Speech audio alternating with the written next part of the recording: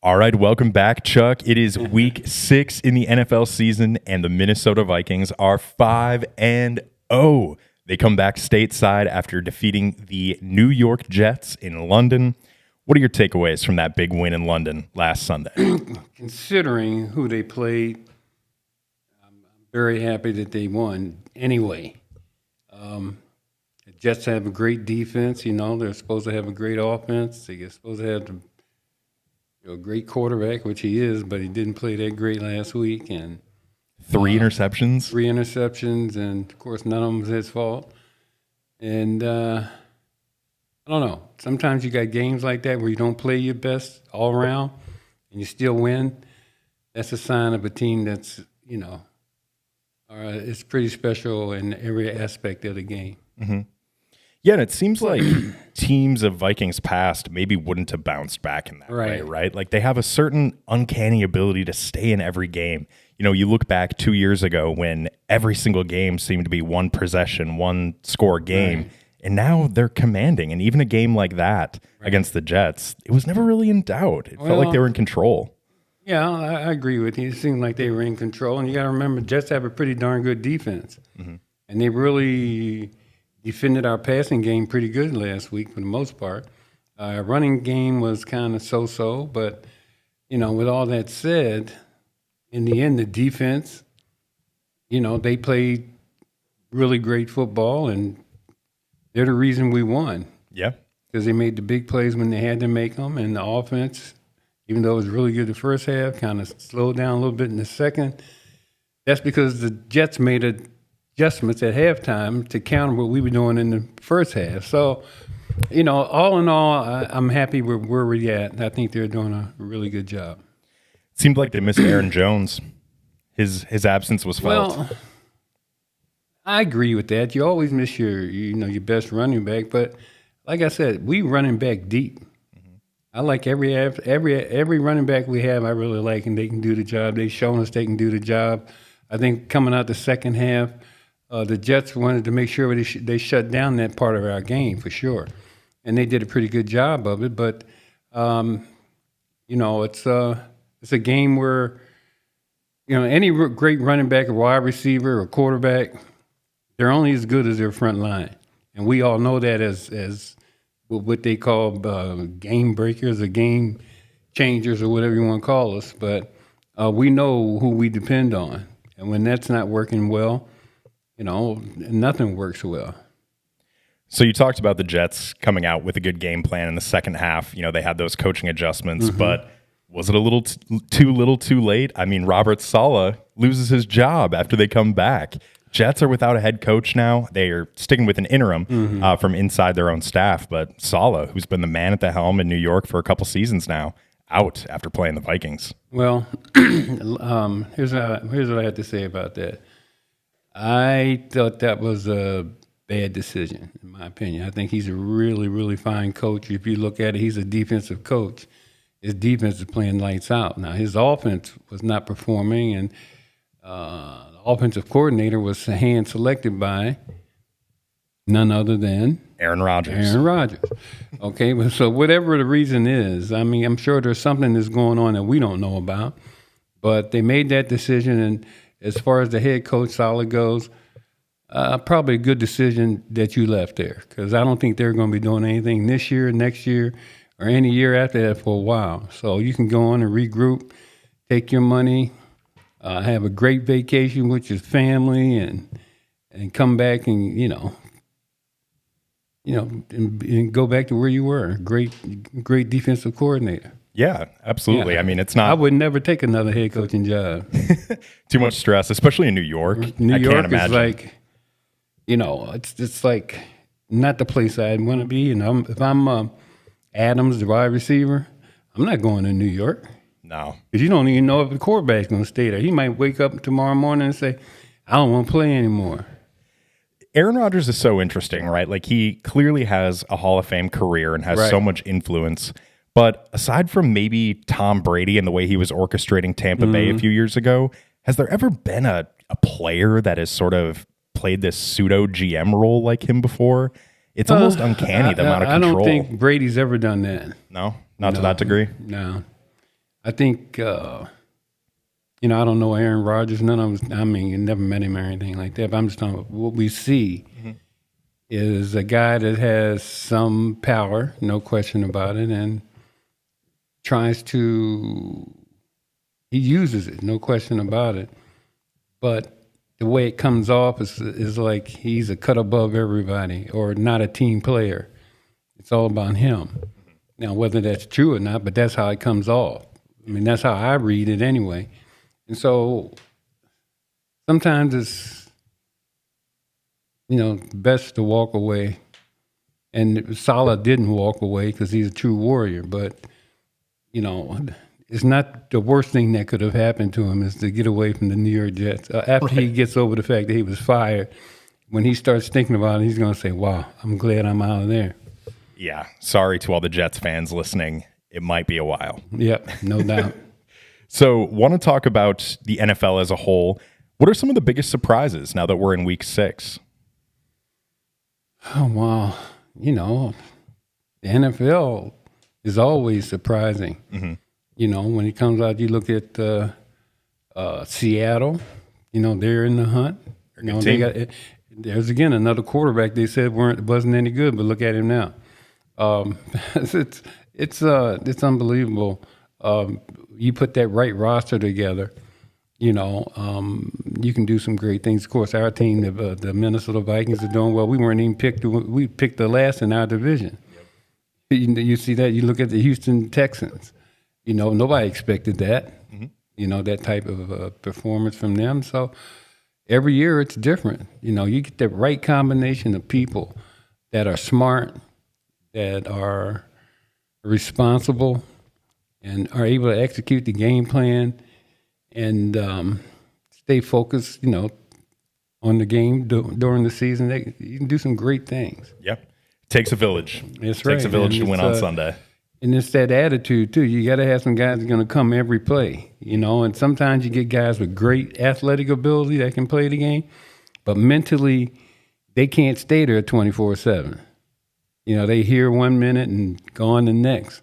But when you get that combination of guys that are mentally tough, you got a chance to do some great things. So, yeah, you mentioned teams like the Seahawks, the Vikings. I'll even throw the Commanders in there, teams that have kind of come out and rewritten their own story that the media had kind of portrayed for them coming into the season. On the flip side of that, is there any team or player that has kind of been a bit of a disappointment this year? Anyone that you see underperforming, not meeting expectations? See, when I look at the game, I look at it like as a team, because this is the ultimate team sport. Now, I'd expected Philly to do better.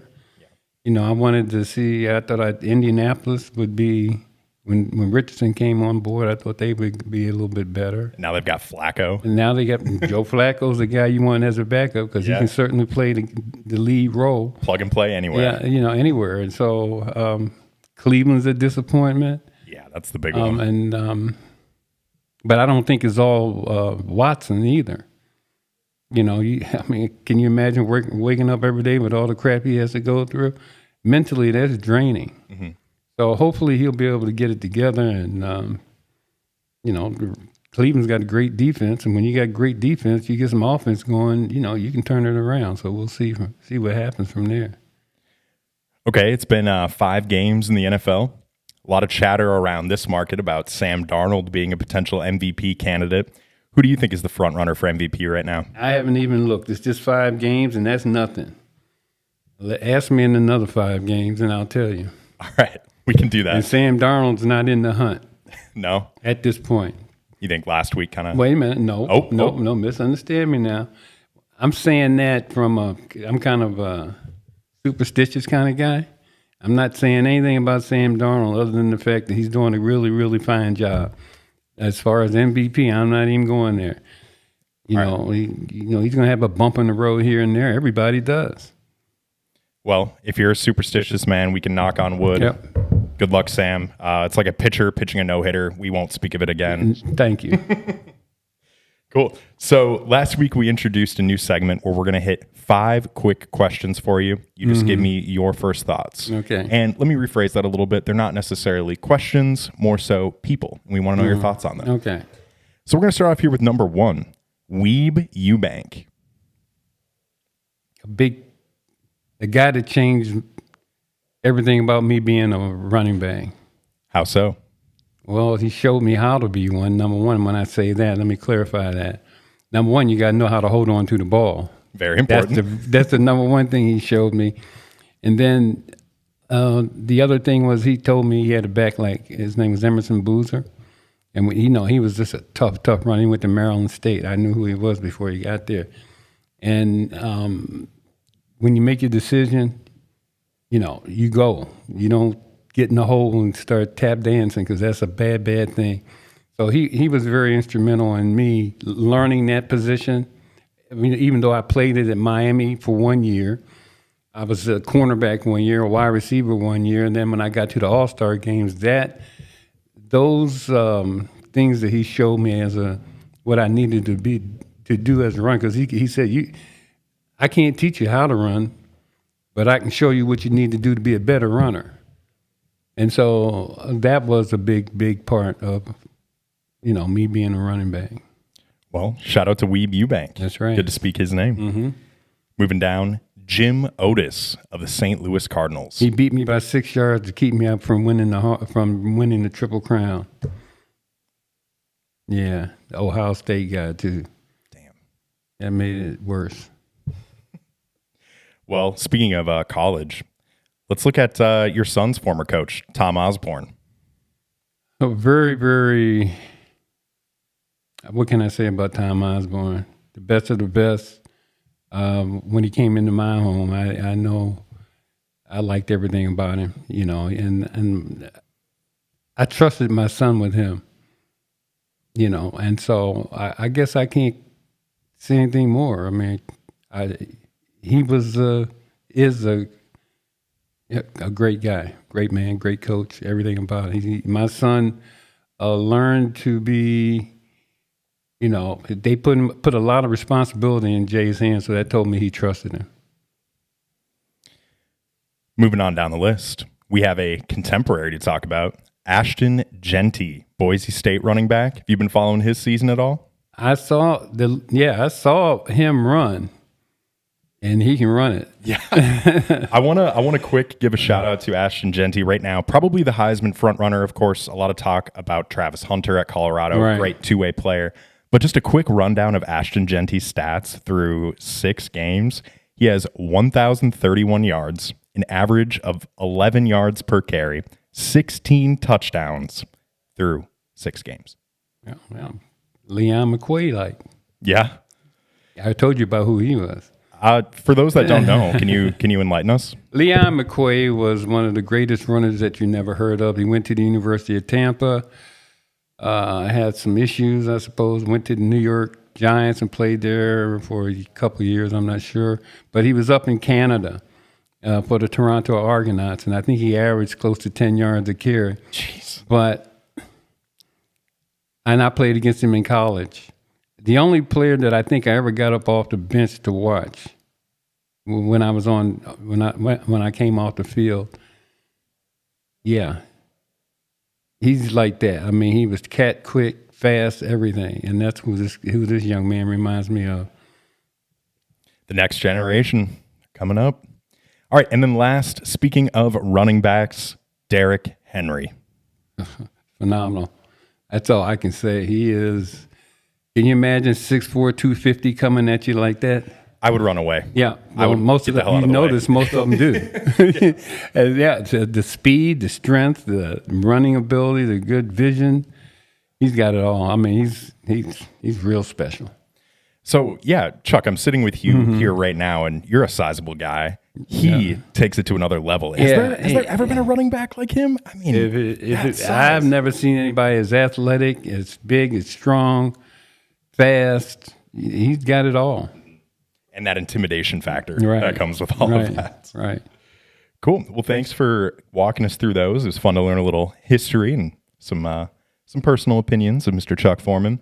So now we have our final segment. We're going to talk about the Week 6 picks. NFL season is well underway now at this point. We are at the 6-week mark. Today is Thursday, October 10th, and we have a Thursday night game between NFC West rivals. We have the San Francisco 49ers going to Seattle. San Francisco's favored by 3.5 at Lumen Field. Who do you like in this one? Seattle. You like Seattle? Okay. Right. Yeah, you're high on them, aren't you? Yeah, I like everything about them. So, they got a really good defense. Their offense is pretty special. And, I kind of like the quarterback because they counted him out a few years ago. And, it was like he didn't let it get to him because he knew what kind of player he was. It's always good to see him play well. And it's also cool to that point about Geno Smith, who we're talking about, how he was kind of seen as this, solid backup, kind of like the way we talk about Flacco now, right? But now it's almost like that's completely in the rearview mirror, and we just see him as a solid quarterback. Exactly. It's just, as I said before many times, you get these quarterbacks that go to these teams that don't have the things around them that they need to be successful. When I say they don't have the necessary supporting cast, you can't perform if you don't have everything you need. First of all, offensive line, receivers, running game. And that's what makes the quarterback, that's how he excels. And then you see some of the off stuff that they can do. He's athletic, he can run, he can throw, just like Patrick Mahomes, when the play's busted, that doesn't mean it's over because he can do things outside of the, regular play that most people can't. All right, let's lock it in. Seattle over San Francisco tonight. Moving on to the Sunday slate, we have another London game with London's favorite team, perhaps, the Jacksonville Jaguars. They are playing host to the Chicago Bears. I'm going with the Jacksonville Jaguars. Okay. Going to build a little something. They went, 0-4, and then they won last week. Get in the win column there. Okay, second game, Arizona Cardinals at Green Bay Packers. I'm going with Green Bay. Next up, we have the Indianapolis Colts at the Tennessee Titans. I'm going to go with the Colts. Sticking with the AFC South, we have the favorite in that division. The Houston Texans are going up to New England, your old squad. Right, I'm going to take Houston. Okay, even with Drake May starting? And that's why I'm taking Houston. Fair enough. And then moving down the slate, we got Tampa Bay at New Orleans. I'm taking Tampa Bay. Pretty good. Cleveland Browns at Philadelphia Eagles. Since they're at Philly, I'm going to take Philly. That's actually a huge spread. 9.5-point favorites, Philadelphia. Well, the way they both been playing, who knows? Might be a big Barkley game. Right. We'll see. One of the best sneakily good matchups, Washington Commanders at Baltimore Ravens. Ravens favored by 6.5. Washington looking good. I'm going to Washington, both of my hometown teams. I can take Baltimore or Washington, but I'm going with Baltimore. All right, Baltimore. Going out west, we have the Chargers at Denver Broncos. I'm going to go with the Chargers. All right. Pittsburgh Steelers at Las Vegas Raiders. I'm taking the Steelers. All right, another big one. The battle of the Thanksgiving teams, Detroit Lions at Dallas Cowboys. I'm going to take Detroit. And then Atlanta Falcons at Carolina Panthers. Well, I'm going to have to take the Falcons. And then Sunday night, we have the Cincinnati Bengals, who are struggling a little bit but have an explosive offense, at the New York Football Giants. I guess I'll take the Giants. Really? Right. Okay. Why is that? I think they're due, and I like their quarterback. Everybody else doesn't like him, but I do. Daniel Jones believer here, huh? Yeah, I believe in Daniel Jones. He's a very athletic quarterback. Mm-hmm. Another example of not having all the things in play. Now, the only thing I question is what their best wide receivers out. Yeah, Neighbors. Neighbors is out. Mm-hmm. Yeah, I'm going to take a gamble and take the Giants. All right, I like it. And then Monday night, we have one Monday night game. It is the battle of the AFC East. The Buffalo Bills at the New York Jets. Buffalo Bills. All right. There you have it. That is the Week 6 Pick'em, courtesy of Chuck Foreman. And before we wrap up, we have one quick announcement. Don't miss out on your opportunity to meet the legendary Chuck Foreman. He's going to be coming all across the great state of Minnesota in the coming weeks. Here is where he'll be. On October 18th from 3 to 7 p.m., he will be at the Fergus Falls Walmart, brand new store opening up and being christened by Chuck Foreman. October 20th, Chuck Foreman is making an appearance and having a watch party at Sippy's Pub and Grub in Winona. And November 10th, Chuck Foreman is having an appearance and watch party at the Maverick Sports Bar in Mankato. So from Fergus Falls to Winona over to Mankato, Chuck is going to be everywhere. Don't miss out on your opportunity to rub elbows with a legend and meet the Spin Doctor in person.